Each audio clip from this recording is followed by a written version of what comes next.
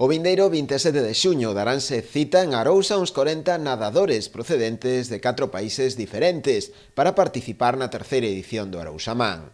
Esta proba deportiva de gran dureza consistirá nunha travesía a nado entre o Grove e Ribeira, cun obxectivo solidario, dar visibilidade ao dano cerebral adquirido. Para nós, de verdad que son desos eventos en que enche o poder colaborar en pequena medida ou en a que se nos solicita, porque en realidad o que fan todos e cada un dos nadadores que son capaces de presentarse a intentar superar ese récord, pois é estar visualizando un problema para a sociedade, o que están pasando pois aquelas persoas que o sufriron, pero o que están pasando tamén a veces os seus familiares, e polo tanto toda iniciativa a nós só nos parece de louvar. A saída está prevista para as 9 da mañá dende o Grove. Os nadadores invertirán ao redor de 4 ou 5 horas en completar o percorrido, non exento de dificultades, como as correntes ou as baixas temperaturas. É unha ría moi difícil, moi complicada, moitas correntes, moi baixa temperatura,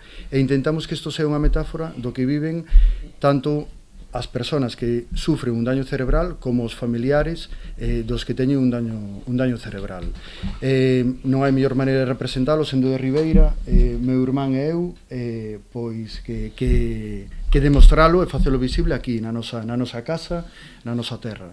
No acto de presentación participaron tamén membros da Asociación Sarela, que leva anos traballando con pacientes e familiares aqueixados desta doenza. Nós desde Sarela o que intentamos é que todas esas persoas que en un determinado momento sufren un ictus, unha anoxia, unha falta de oxígeno, unha infección, un traumatismo craneoencefálico, pois intentar que cando se queda con un daño cerebral poidan ter unha mellor calidade de vida. O que pretendemos e o que intentamos axudar desde a Asociación Sarela en Compostela, tanto os afectados como as súas propias familias. Dende a asociación informaron tamén que dende hai varias semanas o colectivo dispón no Hospital do Barbanza dunha mesa informativa sobre esta enfermidade, todos os martes de 10 da mañá a 1 da tarde.